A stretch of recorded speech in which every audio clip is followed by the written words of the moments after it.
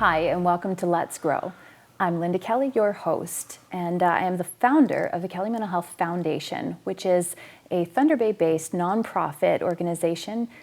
On this show, we talk about mental health issues, and what we try to do is really bring the humanity back into it. We try to talk about things that are difficult to talk about. So today with me, I have a very special guest. I have Shane Powell, and he is with the Andrew Miedema Foundation. So welcome, Shane. Thank you very much for having me. I'm so glad that you were able to come, and you are one of several board directors. Mm-hmm. Yeah. How many are on the board? There's 7 of us. Wow. Yeah. Okay, so Yeah. 7 people on this board, and you guys have been around for how long? 2 years. 2 years. Yeah. Okay. So one of the reasons that I wanted to bring you on, particularly, was, first of all, just to recognize the fact that it's so great that we've been able to work together. Mm-hmm. Your foundation has been putting on events and has raised money that we have then put into a fund, and we called it Andrew's Fund. And that has been covering some much needed crisis services, counseling services here in Thunder Bay. Mm-hmm. So what I really want to know is, will you tell us how this foundation was formed and what it's all about? Sure. Well, it didn't, it wasn't one of those things that just kind of happened overnight. It was almost like it evolved from, you know, we lost one of our best friends to suicide 2 years ago. And the group of us got together and said, you know, why don't we, you know, to remember him, why don't we go golfing? And it turned into, why don't we turn into a tournament? And it evolved into a big golf tournament where we're going to have prizes and, you know, raffles and fun games throughout the day, to the point where, and this wasn't overnight, this is over conversations over a few months, where we just decided, you know, we can do much bigger. Like, why don't we register a charity and start a foundation and open the doors up to something unlimited, and the sky's the limit. So for the past 2 years, we've been working on, you know, growing and evolving. We started with a small golf tournament with just under 100 people, and last year we had close to 150 golfers out at the country club, and it was a great success. Wow, that's really wonderful. And having been, I was able to attend the last one, mm-hmm. running around the field trying to carry banners for for our foundation too. It was wildly popular, mm-hmm. and primarily people that were attending were males.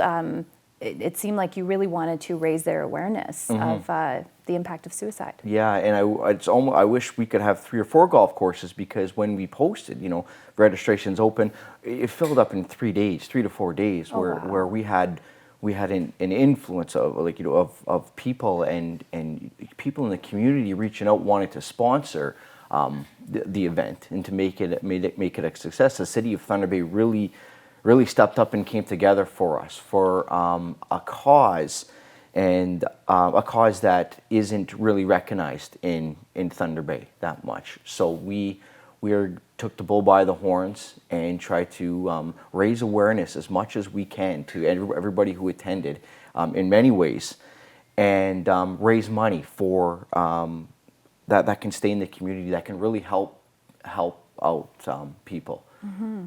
And you guys last year had actually sponsored some classes for people, right? Yeah. So what we did was, this was an idea through Scott Chisholm, who runs the Collateral Damage Project. Mm-hmm. His idea was, why don't you offer safe talk to everybody, mm-hmm. and everybody who signs up at the golf tournament, you know, the charity will pay for it. So we did, and we had 65 people at our first golf tournament out of 100 who signed up for the Safe Talk tournament, and it was a real eye-opener, because I had nurses come up to me that day and say, you know, I'm a nurse and I don't have this kind of training in this. So it was a real eye-opener of the people that signed up on that list, and it was I took it myself that day, and I learned a lot.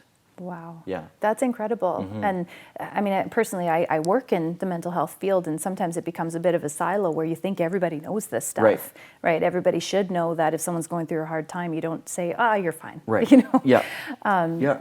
But just that's incredible that even just that you were able to reach that many people. 65 out of 100 is really good numbers. Yeah. Wow. Yeah. And people realize the significance enough to want to actually go through it and dedicate their time. Yeah, absolutely. Yeah. And out of that, you know, out of the 100, some people have already taken it. So it was the stats are a little flawed there, but that's okay. Some people they expressed, you know, I would have signed up for this, but I already took it before, which is awesome, which is fine. So you guys, from a very kind of a grassroots movement there, you have affected a lot of people's lives. Mm-hmm. Yeah. Yeah. Can you tell me a bit about Andrew? Oh, Andrew was the best. Andrew had the qualities that most men and people value. He had a big heart. He was caring. He was a big family guy. Loved his family. Talked about his family, his friends. He was a guy that would go above and beyond, and I respected him so much, and I valued our friendship. He was my right-hand man. He was the type of guy you could count on all the time, and you could count on him, and you got pure honesty out of him. And when he died by suicide, a part of me died that day.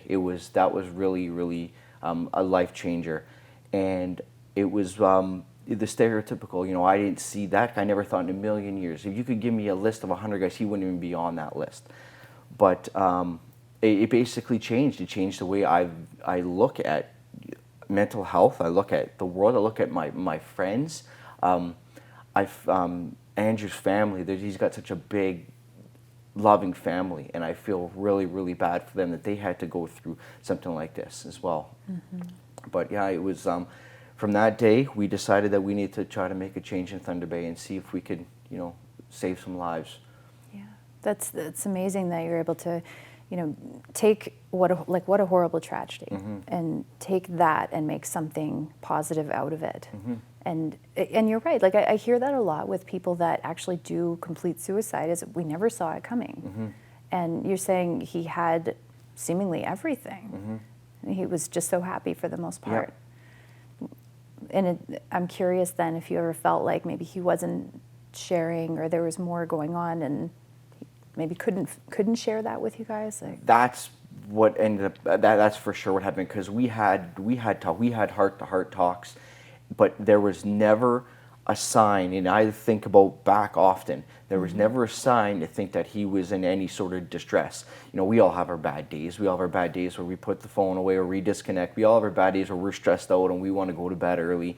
But there was never a sign. I mean, he wrote the firefighter's test 4 days before that, and we were working out on a daily basis.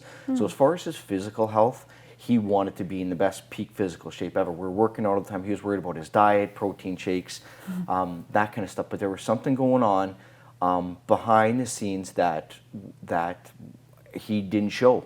And I think that it was absolutely exhausting for him to put on a smile day in, day out, that beautiful smile that could light up a room, and still be hurting so bad on the inside. And I think that has to have been so exhausting for him to do that on a daily basis. And it breaks my heart, because nobody deserves to live like that. No one deserves to live, you know, with so much pain on the inside that you don't want to go on anymore.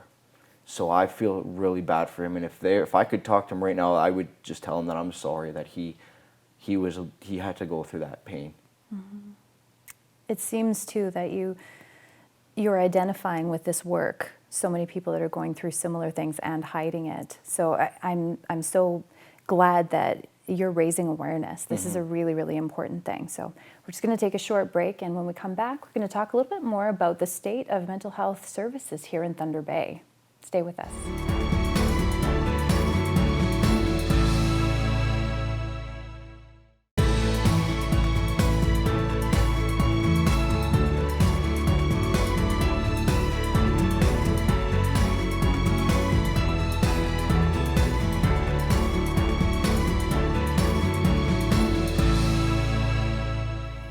Hi, and welcome back to Let's Grow. I'm Linda Kelly, your host, and I'm here with Shane Powell talking about men's issues related to depression and suicide.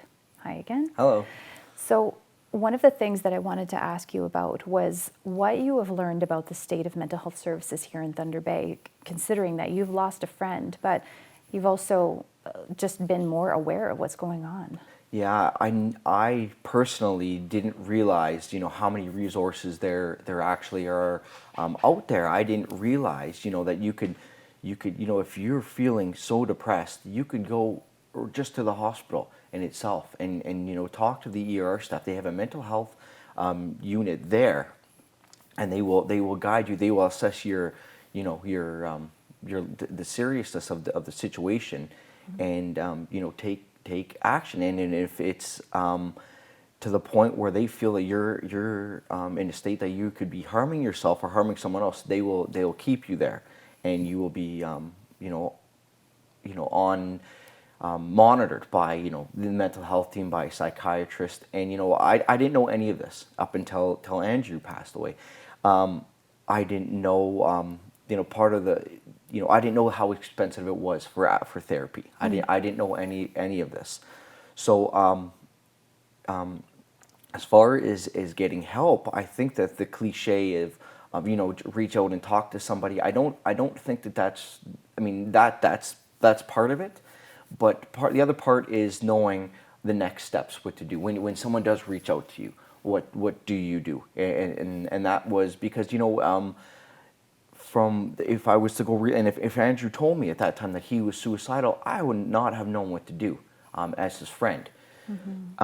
So learning all this is very important for everybody. The steps that you can do and all the resources that are available to everybody here in Thunder Bay locally. Right. That's something that you bring up that's really important too. It's not only the ability to reach out for help, but what happens when you do say something. Like how is it received? That's right. And what are your experiences with that in terms of people asking for help? How is that received? Well, I talked to a good friend of mine. She told me that there was one day she was going through a really tough time. She lost her dad, and she was on the bathroom floor crying her eyes out, bawling her eyes out, and her husband walked in and said, "Oh my goodness, what's the matter?" And she said, "I don't think anybody would miss me if I wasn't here anymore. I don't want to live anymore." And her husband froze, didn't know what to do. The scary part about it is that her husband is actually a first responder. But when it comes to, if she was bleeding, he would know exactly what to do. But because that, the state of mental health is, it's people just don't know what to do. And, and he wasn't trained in the aspect of what I just came upon someone who's telling me they're suicidal, and no one's ever told me, what do we do? I mean, in that case, if someone's saying they're suicidal, it's called a crisis line or taken to the hospital. But yep, people just don't know, and that's part of what I'm trying to do, and what we're trying to work on is educate everybody on what that there is, and you're not alone. And the professionals, they have they can teach you the coping skills. They can tell you your pain, it's real, it's valid, and let's get you fixed, and that's the important part. That can be a big challenge, just the medicalizing of mental health, because you do not need to be a professional to know how to comfort someone. That's right. And I think sometimes people have a really hard time with expressing their feelings because we're told that it's wrong, or we're told, guys are told to man up, that's weak, it's really important that people just learn that when someone has an emotion, the best thing to do is express it, is actually to let it out in the least harmful way. Absolutely. Yeah, but men are not really encouraged to do that, are they? Men, no. The men, I mean, if I was to give you some stats right now, Stats Canada shows that the suicide rates in Canada, 75% of them are male. But according to Stats Canada, everybody who gets therapy, only 30% of them are male. And that is backwards as far as I'm concerned. And I've grown up playing sports. I still play sports. Andrew was on all my teams growing up. So we sit in a dressing room full of 15 guys, and there's no talk of your feelings. It's all jokes and jokes and jokes, and then that's okay. And that's okay some of the time. But we need to talk about if you're hurting, or the other way. If you're appreciative of your friends, you tell them. And unfortunately, it took Andrew's death for me to really tell people how I really, really feel about them. And it was again, it's the macho attitude that really is got to go away sometime. It has its place, but it's not exactly. Yeah. But it's like there needs to maybe be more flexibility in our thinking in the way that we regard each other. Absolutely. Right. Yeah. I've certainly had many instances with clients where they'll be so afraid to express, like, I'm struggling with this because everybody else has it worse. Right. So I'm struggling with the fact that I'm struggling. And then I'll say, you're doing exactly what you're supposed to do. You are feeling bad, and this is a bad situation, and it's okay. And then they deflate. Right. It's incredible to watch someone just realize that, oh, this is normal. Yeah. That I'm not bad because of this. Right.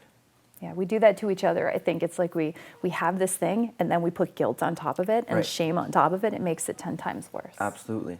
And and being around, so if when you're in the locker room setting, we'll call it, and you see everybody with smiles on their face and they're happy, and it's like it hurts you exponentially because you're hurting on the inside, and you see everybody else so happy, but it's not reality. Everybody's got some sort of issues on different levels, and everybody's not living this happy life like you see on social media where everybody posts the good things about their lives. It's fake, right? And that's what people want us to see. When it comes to mental health, people are able to fake it way too easily, and that's the scary part. And that's the scary part behind it. And it's not just depression and suicide, but I also have a good friend who suffers from PTSD, and he hid it from everybody for a long time. And you become a master at it. You become an expert at hiding your issues.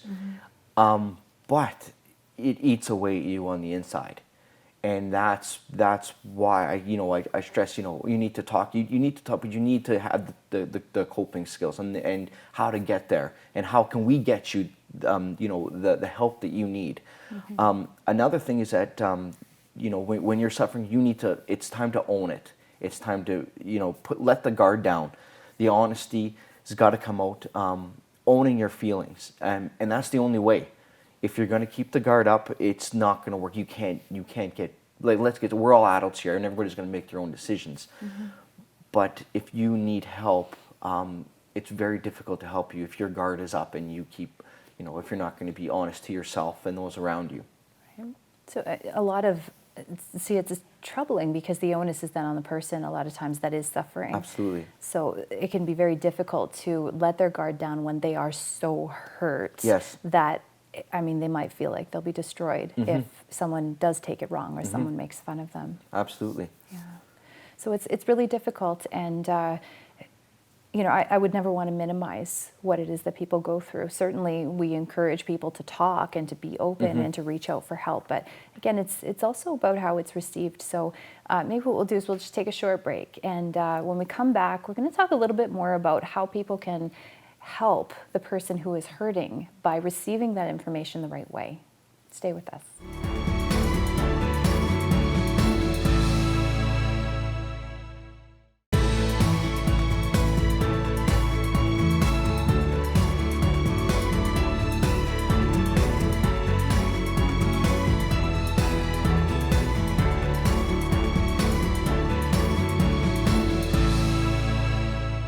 Welcome back to Let's Grow. I'm Linda Kelly, your host, and I'm here with Shane Powell, and we're talking about male depression and suicide. So I wanted to share some stories. I think I talked about this before in other episodes, but my husband has a group of friends. They've been friends since elementary school. They've known each other for years, and among them, I think all of them have struggled with mental health issues. We joke about it a lot, but there was an occasion where one of them actually started having a panic attack in front of us. We were on a bus together on a trip, and everybody froze. Nobody knew what to do to help him. The bus wouldn't stop. He was just like hanging onto the bar. His whole body was rigid, and it just kind of struck me at that point that people really, they're almost afraid of this. They're afraid of the very severe expression of feelings, because what he was going through, as I sat there and I talked to him for a really long time, and there were all of these things going on in his life that were probably incredibly overwhelming, and he had never talked about them. So, and then we go to, another one of their friends who ends up abusing drugs and then has to go to rehab, and another one that ends up abusing alcohol has to go to rehab, and they laugh about it, right? And I, as a mental health clinician, it can be really hard for me to go to a group of guys and say, hey, this is actually serious. And having met you and having learned about your foundation, that made it that much more important for me to talk to them about that. So I'm curious then, in terms of how information is received, when people express themselves, they express like being sad. You talked about guys tend to laugh it off, right? What kind of pressures do you find men are under that they can't really talk about? And it's enormous. I think it's enormous pressure. Basically, the term "man up" comes to mind. You know, men gotta put on this macho face, and even I think about, you know, a few generations when the men went to war and saw horrific things, and they came back, and that was it. They got to carry on with their lives, you know. And there was no help. It was, you know, you need to man up now. You're the man of the house. And I just think back to some of the stuff that they must have seen and been going through in their minds. And there's one thing that Scott Chisholm has told me is that suicide is preventable. It's preventable under the right circumstances. So, you know, we talk about love, and that's one thing that Scott, you know, straight up asked me. He said, "When was the last time that you told your friends you love them?" And we laughed it off. He said, "No, seriously," and never. You know, never. I never told my friends how much they mean to me, how much, you know, going for a beer with them means to me. I never told Andrew how much, you know, his friendship really meant to me. I never ever did that, and I do now. And that's one thing I challenge. You know, if people are watching this on their phones right now, when this is over, maybe, you know, text a few of your friends or your family and tell them how much. Let that guard down. And tell them how much that they mean to you, and that you appreciate them and you're proud of them. You don't need to, you know, always just be joking and making fun of each other. I mean, there's a place for that, and that's awesome. And I enjoy that too. I really, really, really do. But at the end of the day, we're all human, and I believe that, you know, telling someone how much they mean to you is very, very, very important. And you know what?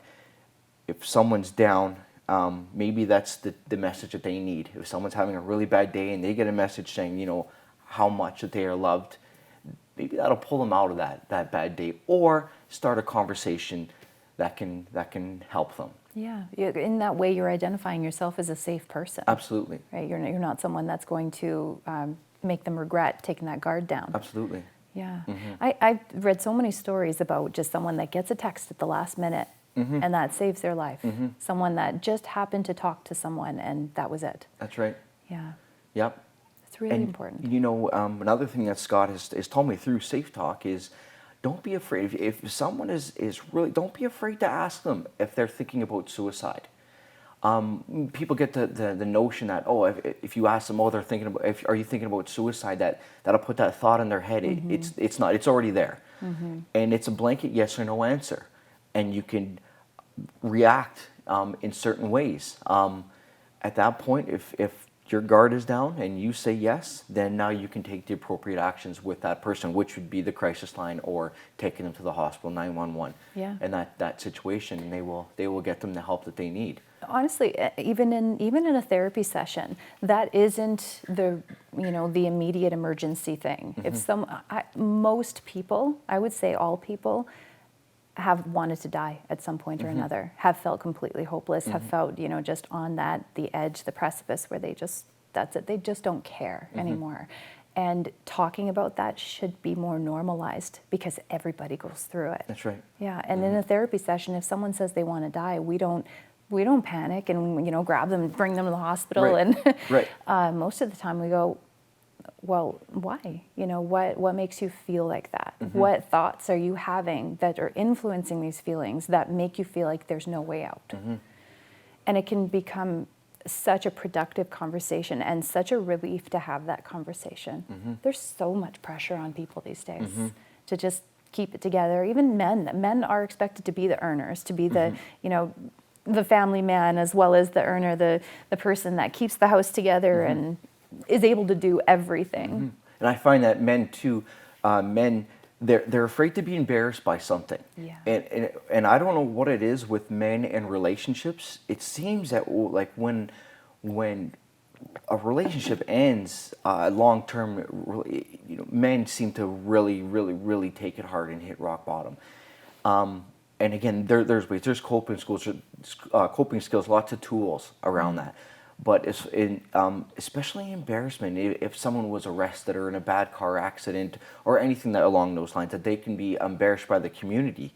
It seems that the first thing that goes to mind is, I can't live anymore. People are looking at me like this, and again, that's so preventable. That's not okay. That's not healthy thinking, and we need to fix it. We do. We need to have these communities that are understanding, that understand that even, like I said, drug use, alcohol abuse, that is not something that people just do for fun. That's that right. is a poor coping mechanism, right? It's a negative coping mechanism is what drags you down, what hurts you, but it still takes you away from those feelings for a little while.